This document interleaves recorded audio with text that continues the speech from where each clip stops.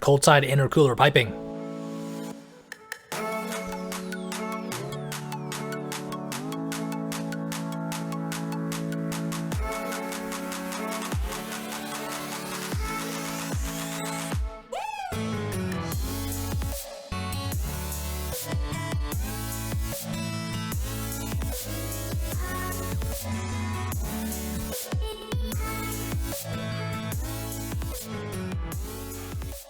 My truck has about 200,000 miles on it now, and I didn't really want to get stranded on the side of the road when my intercooler piping boots blew out. I've always been a fan of SPE Motorsports products, so I picked this cold side piping kit up during Black Friday. Let's get to it. There are 3 clamps that need to be loosened. 2 are visible on the piping, and 1 is hidden by the charge air cooler. Here's a better view of the air intake temperature sensor and the lower charge air cooler bolt. Remove the locking spring clamp with a pair of pliers or a flathead.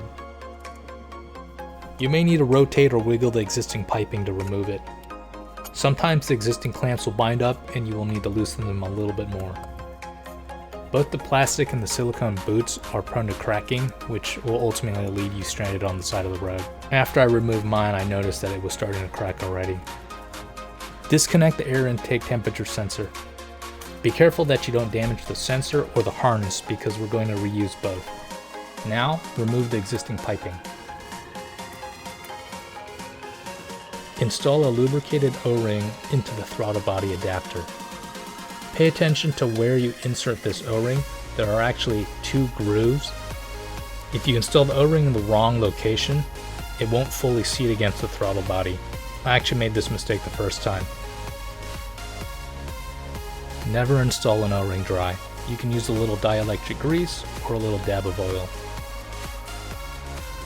Transfer the old air intake temperature sensor to the new throttle body adapter. A little twist is all it should take. Again, make sure to lubricate the O-ring. When you install the sensor in the throttle body, be sure that you don't pinch the O-ring.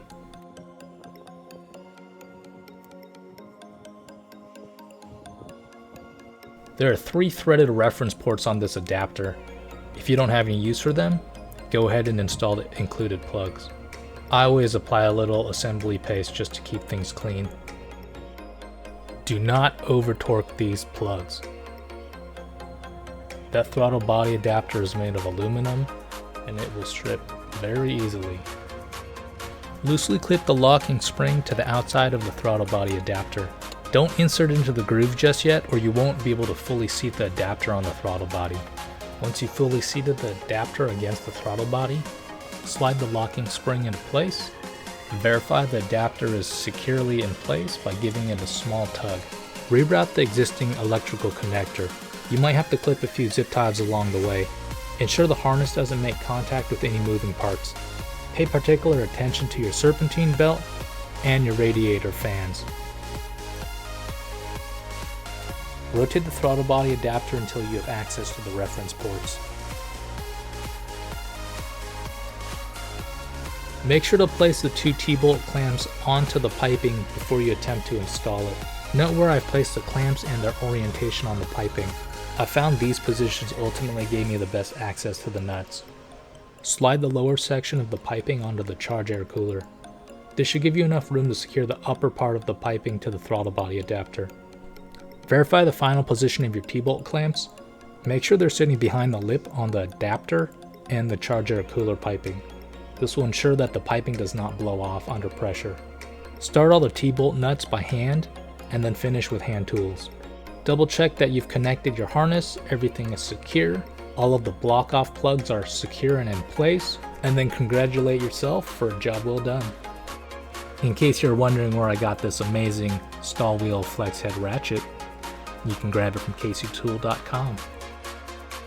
Drive the truck for a few days so it can go through a few heat cycles, and then re-verify that everything is still torqued down. I'll see you next time.